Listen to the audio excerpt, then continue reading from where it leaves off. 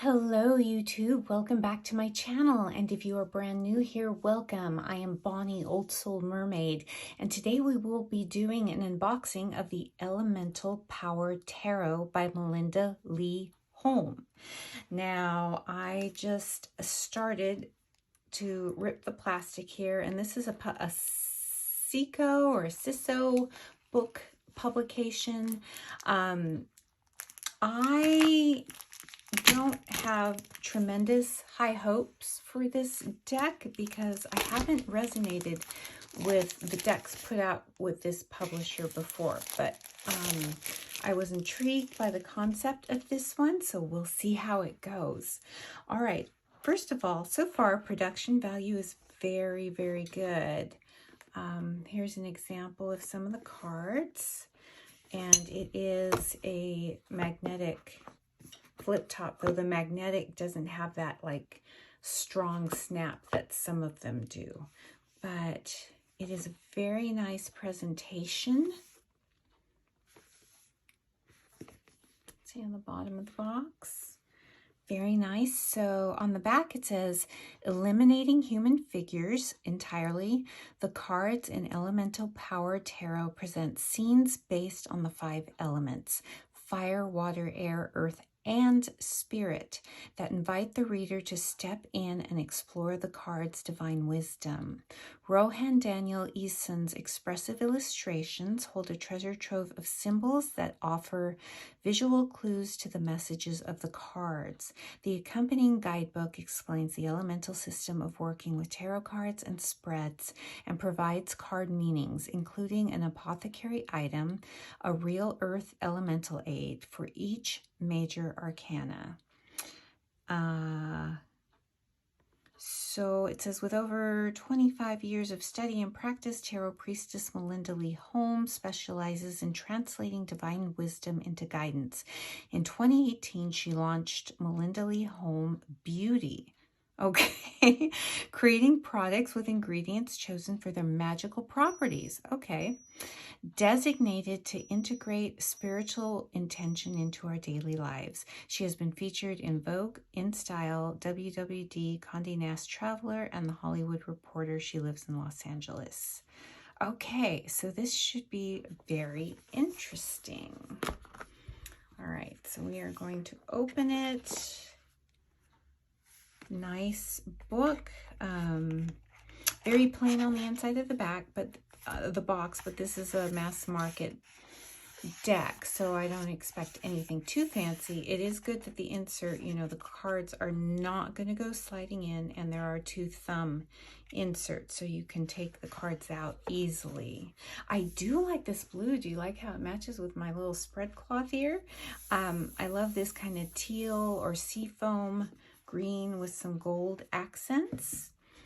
The book is the same, and we'll take a look at that a little bit later because I know you all want to see the cards.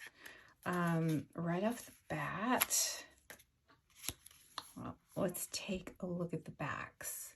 And why don't we get in just a little bit closer? How about that? I think that's good. These backs are quite beautiful, and this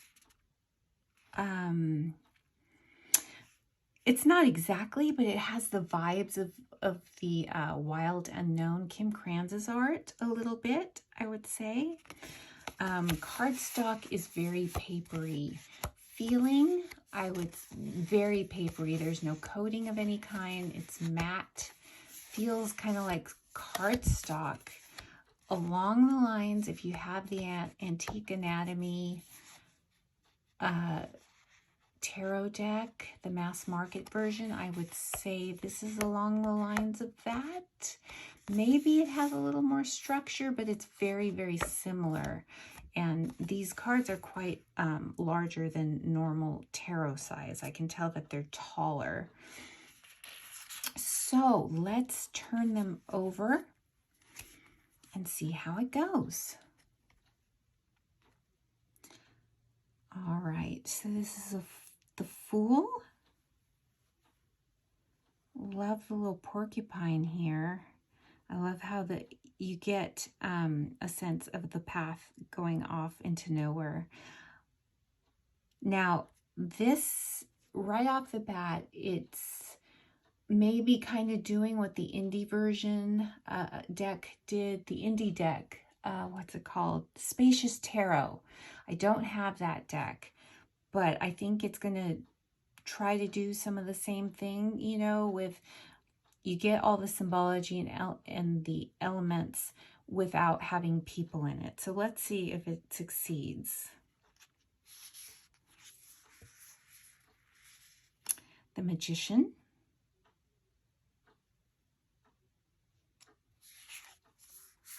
I do quite like this artwork. It is very, somewhere between, it's not ornate, but it's not minimalistic, completely minimalistic either. And I do like the matte feeling of the cardstock, even though it is kind of on the flimsier side. Like, there doesn't seem to be a core in there, you know, so that it'll keep its shape. The High Priestess, I do quite like this. The Empress. I like her throne out of the vines. The Emperor, so it has everything but, you know, you can get everything but the person in the picture. Here we go, the Hierophant. And you have the elemental symbols and I believe the astrological. The Lovers. I do quite like this. The Chariot. Looks like they're taking a rest from pulling the chariot. Strength. Okay, I am really enjoying the artwork here. The Hermit. With just a log cabin. I do like that. The Wheel of Fortune as a tire swing.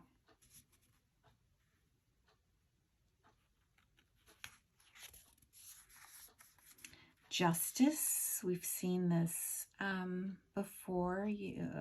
The weighing of the heart and the feather.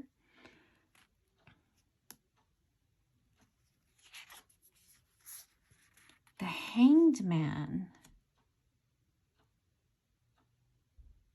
So everything seems to be upside down. Yes, everything is upside down.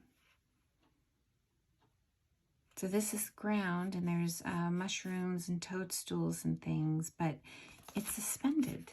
That's interesting.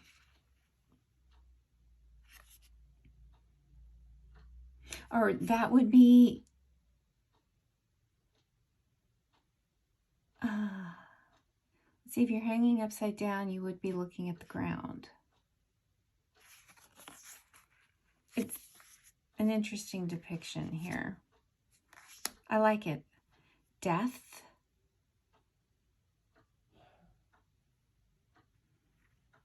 Desolate, stark background with just a little bit of growth here emerging after the destruction. Like all of this has been burned, but it's starting to grow back. I like that.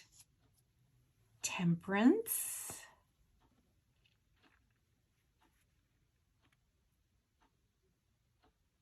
I do like this. The Devil. Trying to see what's in the center here. Are these seeds? There's crossing vines, so I want to read that, what it says about this Devil card.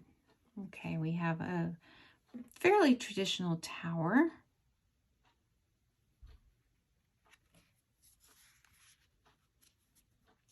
This is a lovely star card. I like how the nectar, the honey, is dripping into this vessel. The Moon. Do you see the jack-o'-lantern here? It's quite interesting. The sun. So you could totally, if you're well acquainted with the RWS, you can, so far from what I'm saying, you can, without the people, you can easily, I think, pick up on the symbology. Ooh, judgment. These are things that have actually been buried from long ago. Is that maybe somebody's time capsule, you know? Maybe pets that have been buried or something older. And then the growth on top. Interesting. And the world.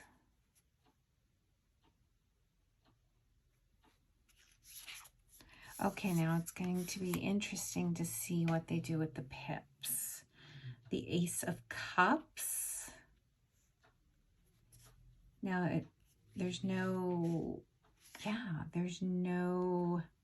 wording here for the minors. You just get the number. So you can tell these are cups. So this is going to be a very pippish deck. So you just get a little background and then the suit. So we can just, I guess, go through this quickly. I wish they, I don't know, unless you're a Marseille deck, and I've said this in another video, you know, I like that they did put a little bit of color and just putting it against a plain background, but I wish they had, you know, done background like the Pagan Otherworlds or something else like the indie deck, the Field Tarot. It's a pip deck, but they have some other elements, some other things in the background that help you. If I just want plain pips, I would, you know, opt maybe for a Marseille deck. But maybe this could be a good transition into reading Marseille. I was just enjoying the artwork in the majors so much that I was hoping. And this is the 8 of Cups, 9 of Cups. Yeah, I was just really, and I do enjoy the colors. I was just hoping that, yeah. Oh, I'm disappointed because I was really, really enjoying the artwork. So let me know if you have the Spacious Tarot. Okay, so let's see. This was the 10, so this would be the Page. Page of Cups, the Knight of Cups, the Queen, and the King. So do you see how similar these look? Looks very, very, very similar.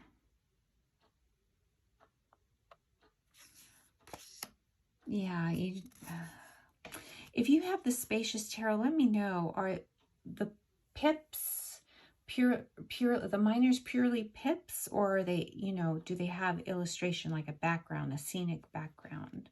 So here we have swords. It's a very nice ace, but then you get this.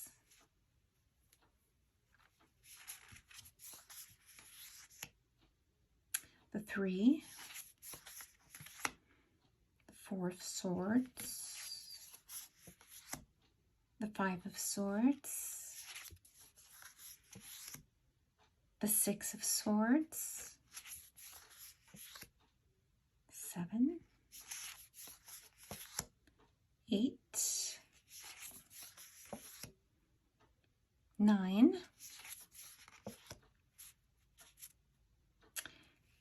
10. So here we go with our Page of Swords. Look at the thorned crown. Is there a religious significance? Kind of the crown that Jesus wore, maybe? the Crown of Thorns. I'm not sure. This looks more like a knight than the Suit of Cups had. That's good. You get some help there because there's nothing titled. The Queen and the King.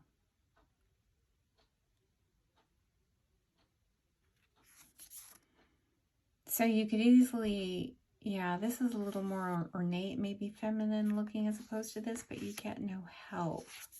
Otherwise, we are into the Wands. That's a very nice Ace of Wands.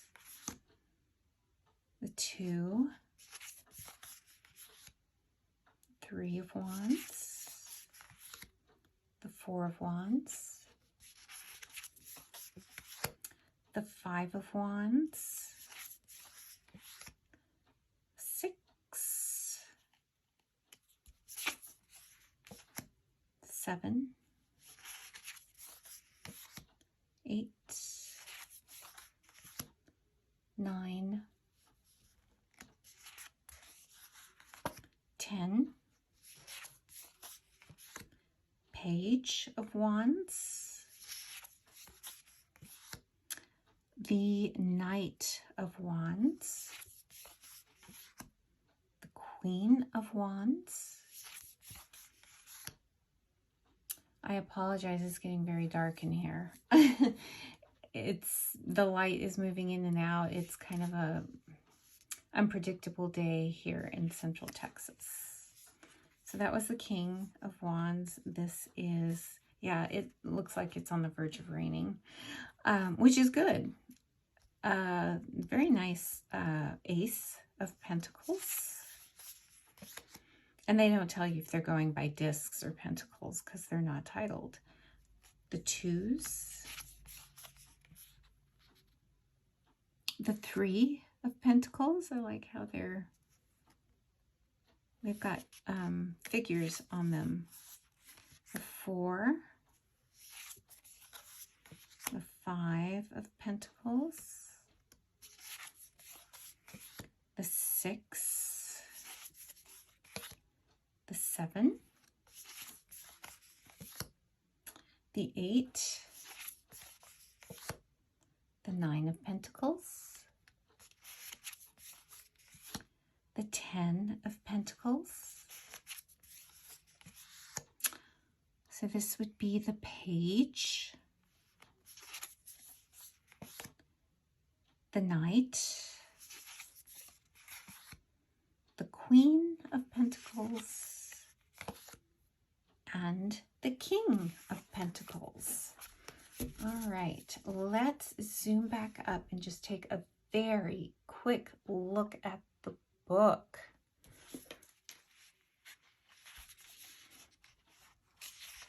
What do we get with the book? See, I love the trumps, the majors. So you do get Welcome to Elemental Power Tarot, how to use the deck, 3-card spread, the quickie, 5-card spread, as above, so below. You go into the majors and the minors. So yes, you have the alchemical symbols for the elements.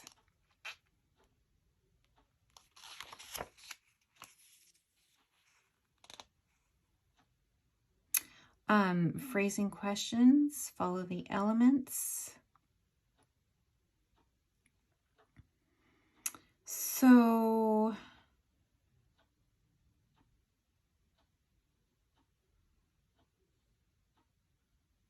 let's see. The apothecary, it says,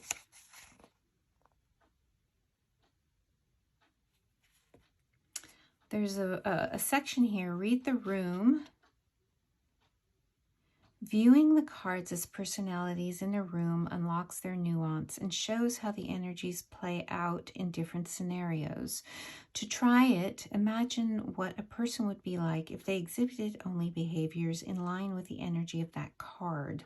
Then imagine how the other cards in the spread would react to that type of person, you will quickly see that your perception of an energy can shift depending on what other cards are present. For example, a 5 of coins person, someone who lives in constant fear of lack, will probably feel a little uncomfortable around an Empress person, someone who enjoys great abundance in all life has to offer. If the two cards are together in a reading, you can explore where that tension is manifesting and find a way to look through it.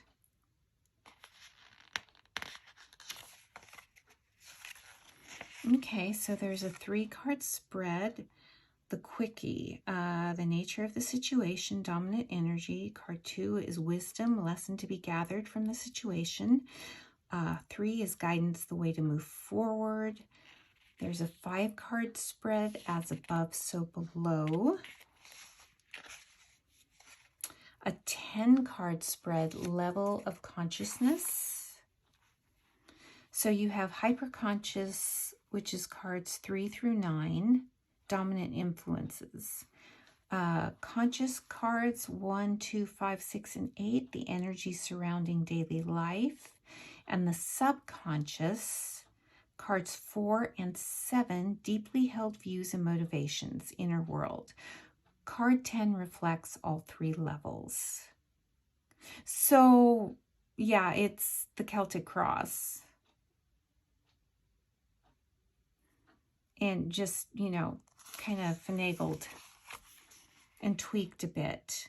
So you have the major arcana, you have the listing of the cards, the Hebrew symbol and letter, Hebrew esoteric association, astrological glyph and sign, astrological esoteric association. That's good. And you get quite a bit. You get a whole page, at least for the majors. You get a little phrase. So for the Fool, it's step forward into the unknown with full trust that the universe will show up to support you. So you get a little description, some guidance, challenges, and apothecary. So like for the Magician, for the apothecary, it says cinnamon activates personal magic, sprinkle it on porridge, boil the sticks to make tea, or use it as a room freshener in potpourri.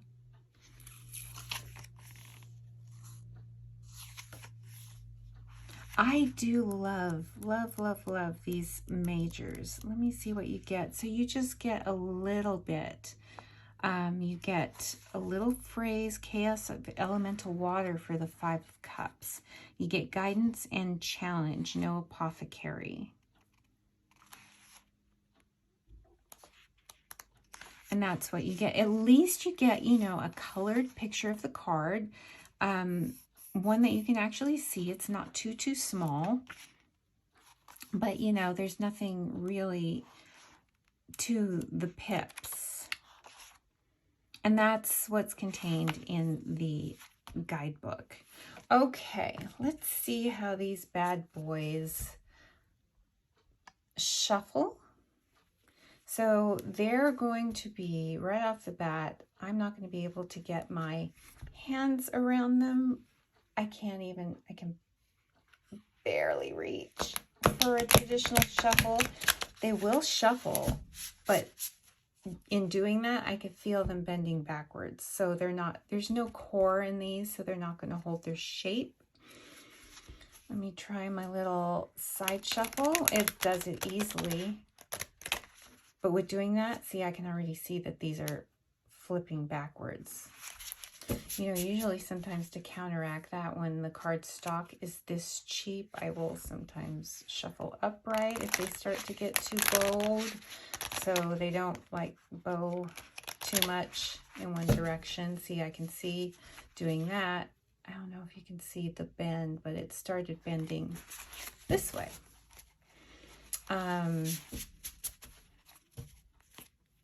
You can, well, they need to be worked through. They're kind of clumping together, but I think once, you know, they're worked through, they're going to be just fine. If you have larger hands, you're going to have, No problems with this. I'm going to have to do something sort of like that. Let's take a look and see how they look laid out together. I really do. I do love these majors. You know, the minors aren't bad. They're not bad at all. It is a little disappointing because I really, really enjoyed the majors. And I'm kind of in a quandary. I'm thinking as I'm going through this deck, if it's something I'm going to keep around. You guys may see it very soon in a video, decks that are leaving my collection, which is sad. I just, you know, the box is nice. I like the premise. I never did get the Spacious Tarot. And in fact, in some ways, I like these illustrations in the trumps in this deck. They connect. I connect with them. But this is the pips. They're leaving me dry. They do have a little more color than if you saw my walkthrough of the Tarot del Toro. All the pips were just on a plain blank background, and this at least has a little more color. But I don't know, you guys, what do you think? Should I keep it around long enough to see if I feel called to work with it? I am slightly, because I love the majors. I really love them. The cardstock is leaving me a little cold. So, you know, it's not a very expensive deck. These CISO or CICO, or I don't know, CICO decks aren't usually, they're very economical.